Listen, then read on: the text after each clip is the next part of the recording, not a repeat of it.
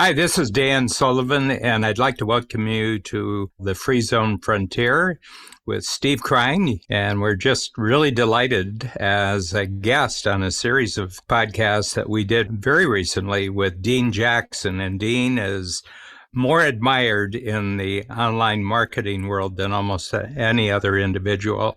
So enjoy the podcast.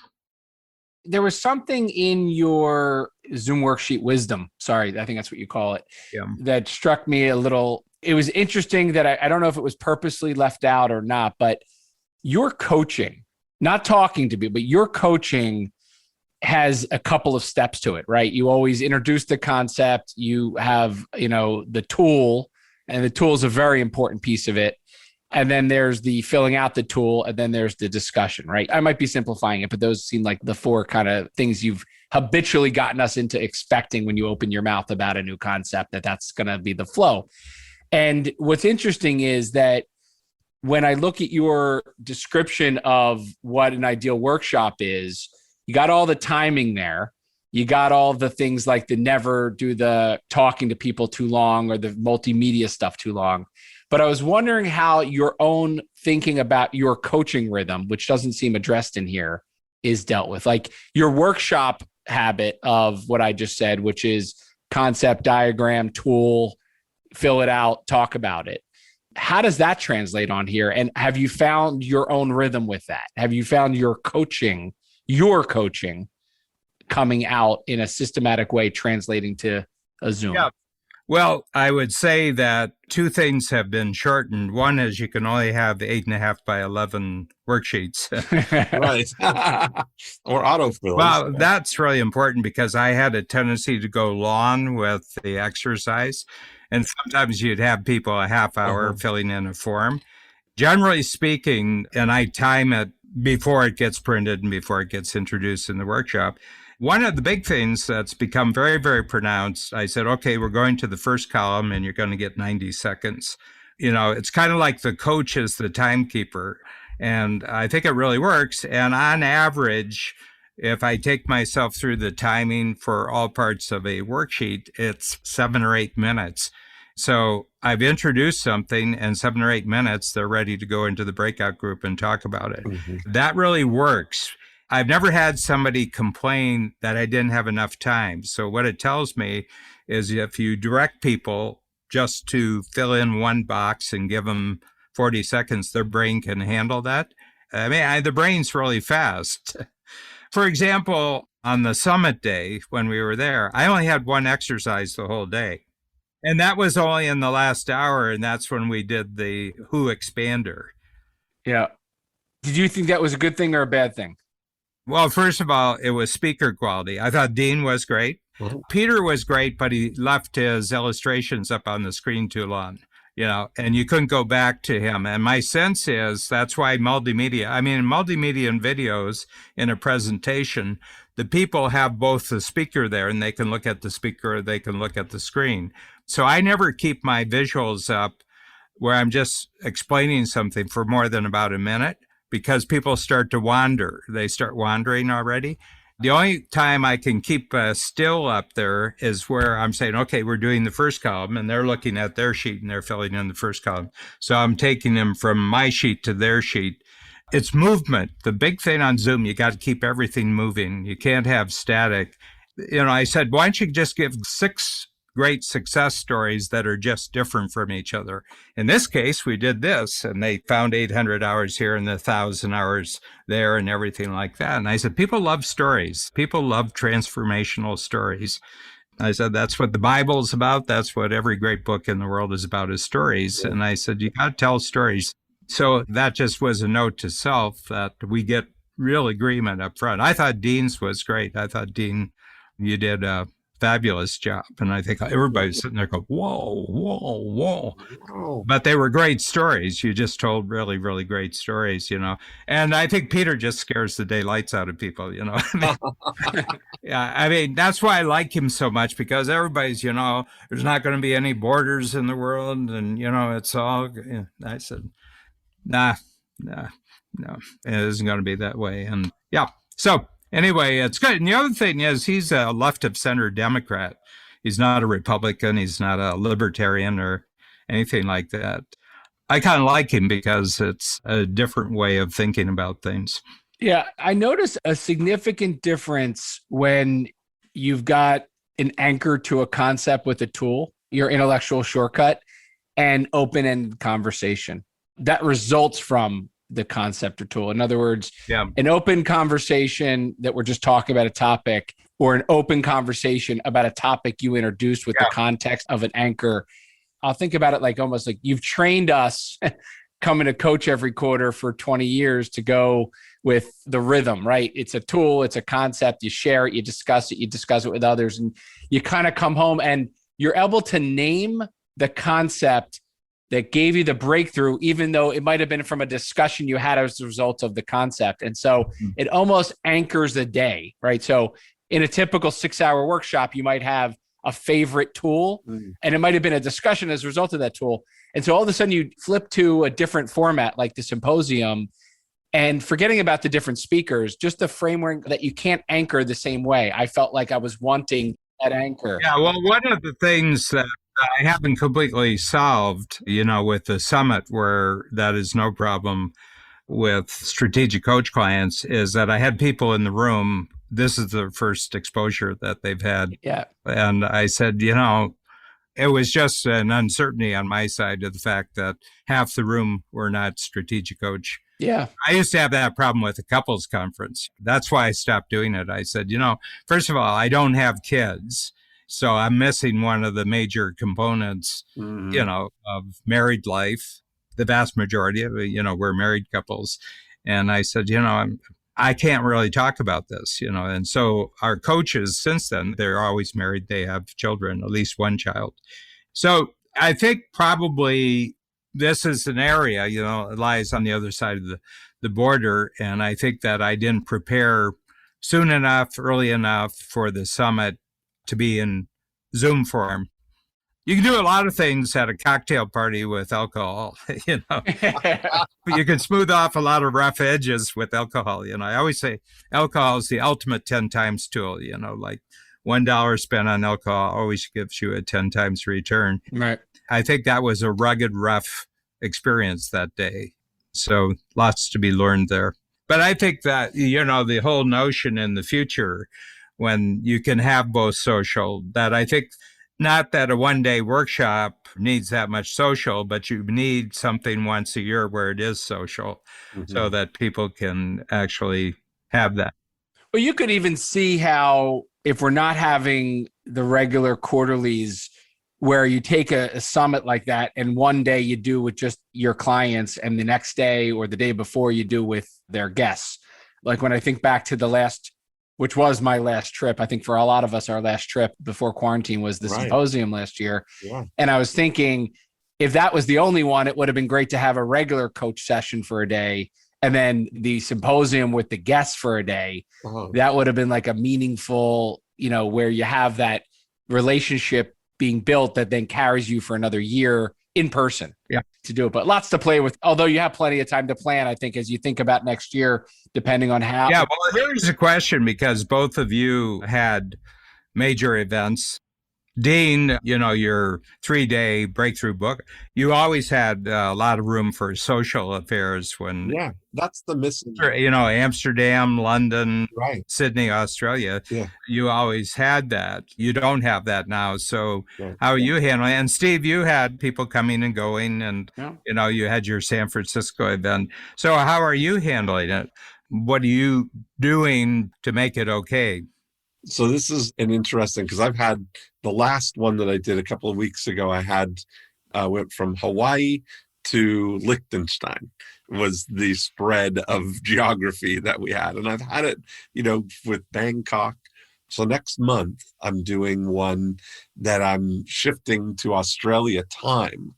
So I'm doing it at 6 p.m. to midnight as a thing, which will be, 8 a.m. in the morning Sydney time, which is reasonable for everybody. So that's what I'm doing, is accommodating that thing. And I've already, put in the PS of one of my emails that I'm doing it. So I'm getting emails from New Zealand and people who are excited about that, because the regular time doesn't work for that whole side of the world. So I'm excited.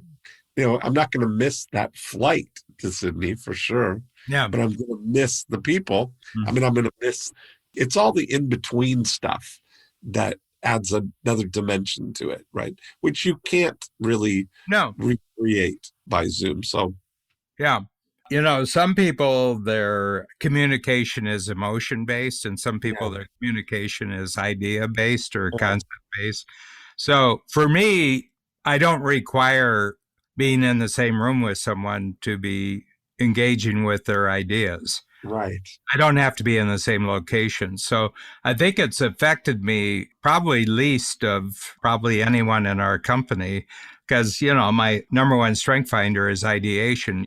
You can hook me with an idea from 12 time zones away, Right. I don't need body odor to get an idea, That's funny. So you have to take into consideration, that people are operating on different frequencies. They pick up on different frequencies. I think if you've built that relationship with people, like I find you mentioned that the gentleman who'd been gone for years and came back and said he felt like bonded. If you've shared that experience, that it's very easy to rekindle by Zoom if you've had that. Well, yesterday it was really, really interesting because, we talked about the Zoom. So he was back for it 10 times. His name is Bruce Udell, and he lives in Sarasota. Right off the bat, I knew he came in around 96. So I think he was in for 15 years. You could just tell off the bat that he was way above financial advisor, but just conceptually really bright. The thing about it was that in the course of the conversations, we talked about the 25 years bad news, and he immediately said, well, other people's bad news is our good news. Yeah. Well, that's a coach two concept. That's a coach two concept. And the other one, he said, well, the problem is never the problem. The problem is people don't know how to think about the problem. Well, that was a coach two concept, but he said, I think about that every day. So, my goal is that a very simple, clean idea becomes timeless for you. You just take in the idea, and that's an idea for you to use. And that's what I'm striving for. If you want to know, what my passion is for each new workshop and each new quarter, it's to come up with simple, clean ideas. Intellectual shortcuts. Yeah, just come in. It's just a shortcut, and it's timeless. It works for you forever. That's what Steve was saying, that you remember the name of the exercise that got you the insight. Yeah. It's almost like your tabs in a notebook. Yeah. If you had like 5 tabs, go back to the old strategic coach workbooks that used to have the tabs in. Yeah. And it's almost like the way you timestamp your day. Oh, the conversation around the Zoom workshop wisdom, whatever you call that last one. And so it's actually interesting because it's almost habitually the way I think now about being on any session with you, Dan, in particular. And I think I do it also myself with when I coach, but it's almost like you can't unlearn that way of learning, or at least thinking about, when you step back every 90 days and you think about your thinking, you go through it. You almost need the anchors of these intellectual shortcuts to frame the ideas that you had along the way throughout the day. Mm-hmm. And so I don't know if there's anything there, Dan, to poke at a little bit. Well, first of all, I take this as a great compliment because, that there should be such an approach is actually my intention, like there's a way of going about things. I find it very complimentary. And maybe I'll even do something. Here's how to talk to entrepreneurs, And I think it's an entrepreneurial thing that entrepreneurs, I think more than any other type of character on the planet, lives on the borderline of uncertainty. In other words, there's a tolerance for ambiguity that entrepreneurs have that is much, much superior to any other way of living on the planet. In other words, that you're okay with having lots of things that you don't know, as long as you can make progress with what you do know. Yeah. So how you present new information to them is very, very important because they don't have time for deep analysis. They don't have time to take months out to learn something. They have to be able to use it really, really fast. And I'm very conscious. And, hey, I'm one of the beasts. I'm one of the species. You can learn a lot about entrepreneurs just being really, really understanding about ADD, attention deficit, that the average entrepreneur has come up with a trick that with the minimum amount of attention, you can get a big result. Mhm. Well, you just did it. Dean, do you feel the same way I do about a workshop? So Dan talked about tomorrow's workshop, and he says, we're going to cover VCR. So we're going to talk about vision, capability, and reach. And then what we're going to do is talk about certainty, uncertainty, about, and with like, let's call that 3 bullets of information you outline tomorrow morning, right? Let's just talk about tomorrow morning. Yeah. Do you find that as both useful in thinking about getting excited for tomorrow, or not, by the way, but hopefully, but also like what you even can prepare to think about for tomorrow, like even in the informal way? Yeah, absolutely. Because I look at those as contexts, right? And when you give somebody a context, you're immediately, my brain is sorting all the content that I've got that fits under that. That's the way I think. So it fits completely for me. And then in the afternoon, I'm bringing back the 4x4. And I said, given the fact that you're taking this on, then who are you from an attitude standpoint, from a result standpoint? How are you going to be a hero? And how do you have to make sure you don't drive other people crazy while you're doing this, So that's a tool we haven't used for about a year, but it's perfect back here. Moving future, we always use every workshop because it's real fast and it's got a real usefulness. And some other tools are, everybody says tool belt, toolbox, tool shop, a tool room or whatever it is, One of the things, it's just a thought about this, I call it tombstone talk, that people actually talk themselves into the grave, and one of the things are people, I'm just wrapping things up. They'll say, I'm just wrapping things up. I'm into completions right now. I'm completing things. Winding down. Yeah. I have a bucket list. I'm getting pretty close to having all my buckets filled. And the big thing now is to leave a legacy. I says, God, you're talking yourself into the grave, and everything like that. I said, when I die, it's going to be in the middle of 7 incompleted projects. People will mourn, and then they'll be ticked off for about 6 weeks of all the messes that I left them. I says, no completeness. I have no completeness in my life whatsoever, and everything like that. Because the thing is that we're in a position now where we can bargain with death. We're the first age that could ever bargain with death. The means are there. You know them, Steve, and, we're going to be hearing about them all the time. If you have the will, there's a way these days to add 10 extra years, maybe 15, 20, whoever. But a lot of big money wants to live forever. That's true. Yeah. So, I'm always interested in, what I learned from a discussion, that what do I take away from this? One of the things I'm going to add to one of my workshops, Steve, is just my learning method, because you've given me some ideas. That, look, if you want to get somebody to get a concept, really fast, or a new piece of information fast, we've discovered that there's a particular way to do this, And I think on the Zoom worksheet, they're there, but they're not put together in a method. I've got this, and this, but I haven't put it together in a method. But I do have a method, Wherever possible, do not start with a statement. Wherever possible, start with a question. So for tomorrow, when we start, Dean, I'm going to start saying, I'm going to ask them 3 questions. What's a vision for the future that you have for yourself? And you think about it a lot, and you're kind of working towards it, but it's not real yet, but you have a vision for yourself. Mm-hmm. And it could be in relationship to time. It could be relationship to money. It could be relationship to relationship. It could be relationship to purpose. And I'm going to get 3 of them. And then I'm going to say, well, if you were moved suddenly to another part of the planet and you could only take 3 of your capabilities with you, what would your 3 biggest capabilities that you would take with you? And then in terms of having an impact at a distance, but you don't want to do the work, what are the 3 biggest reach capabilities that you have that all you have to do is do this, and then it impacts around the world? And I'll get them thinking, and then they'll talk about it, and then I'll introduce you and say, okay, we've talked about vision, capability, and reach. Now, here's a way of thinking about this, that you have a growing inventory. as you go through life of more powerful vision, more powerful capability, more powerful reach. And they're there not so much that you're going to work on these yourself, but these are available for collaboration with other people. So I like that. I'm just rehearsing. That's great. No, it's sold. I'm just rehearsing on you guys. Yeah, I like it. Yeah.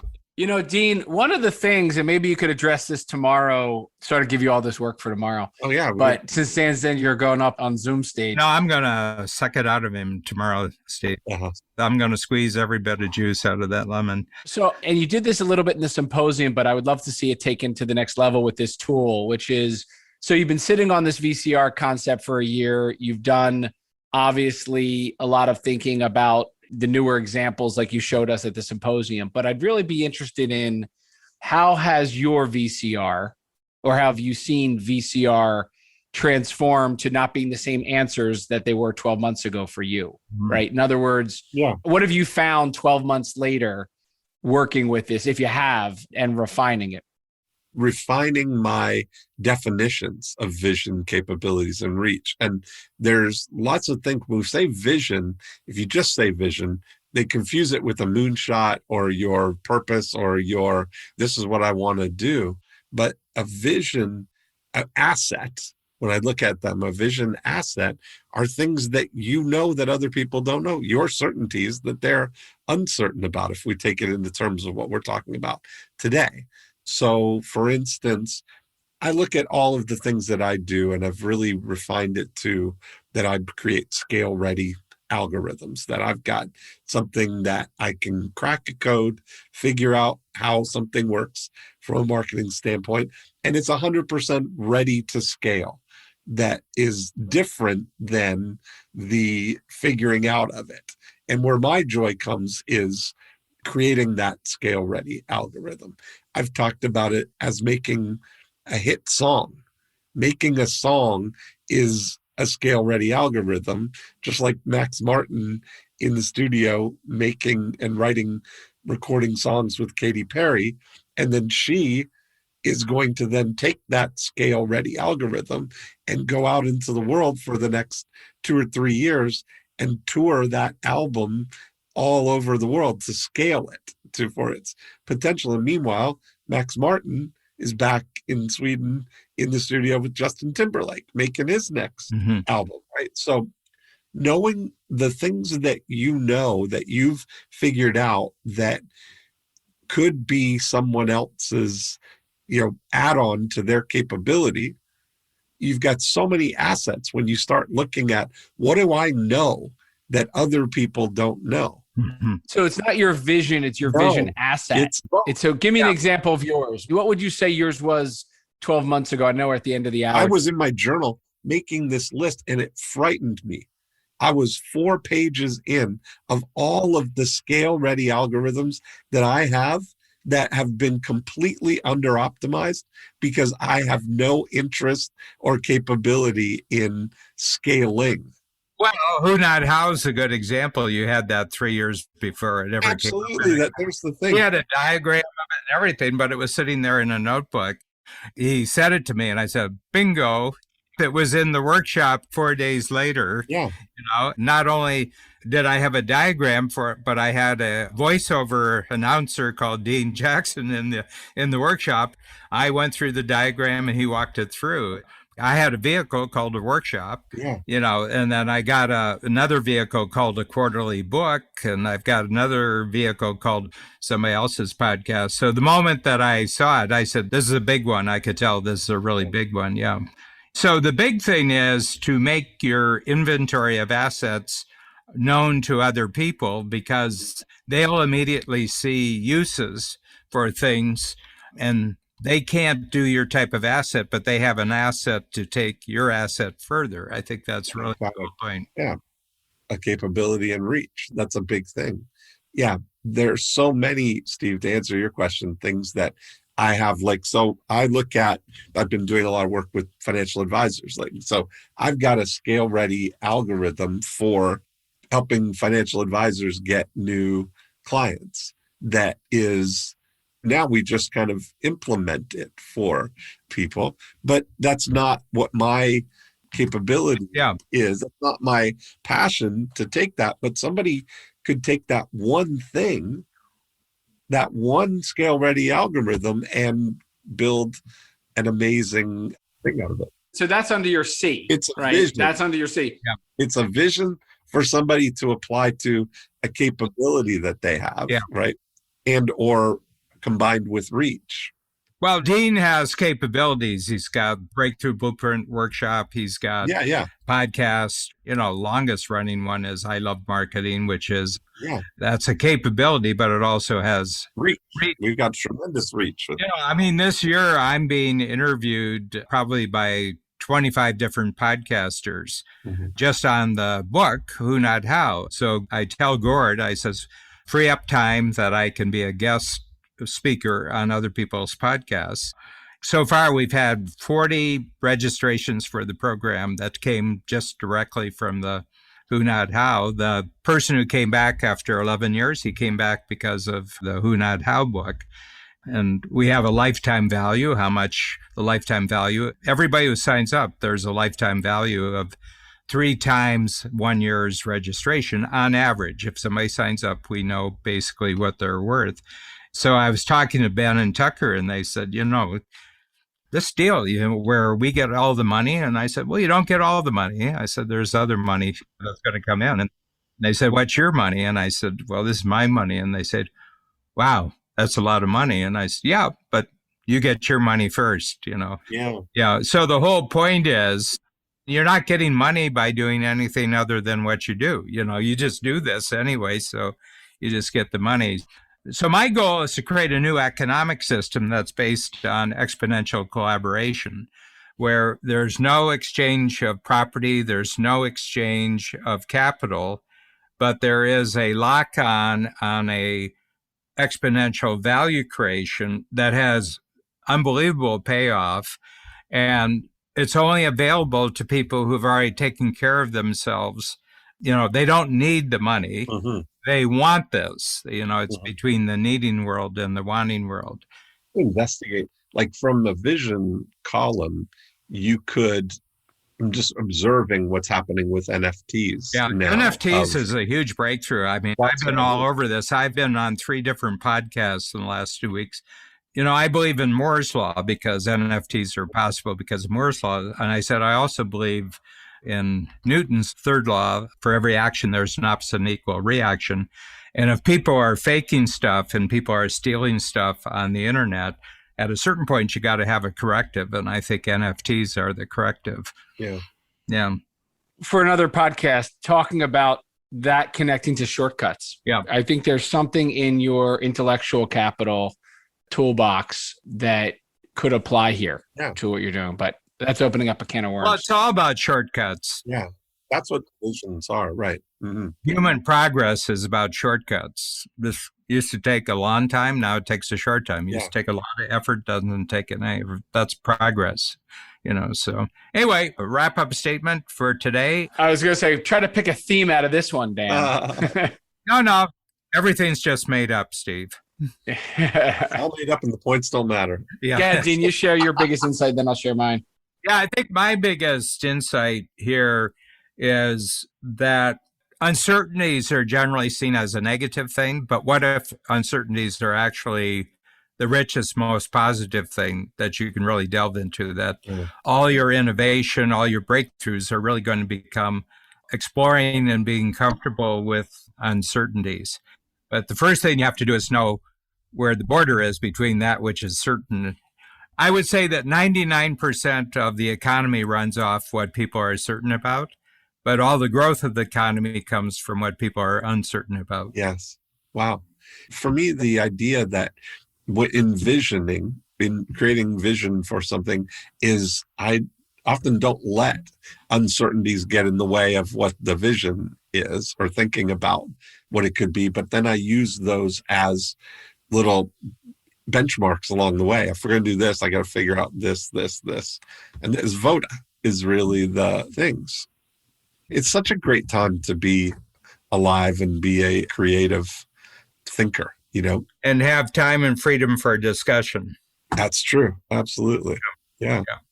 I'm actually looking forward to, I think of the book Atomic Habits about, this notion of little micro habits that build up to, influence our behavior on a daily basis. And I think about making a habit out of focusing on the uncertainty part of the communication. I don't think I do.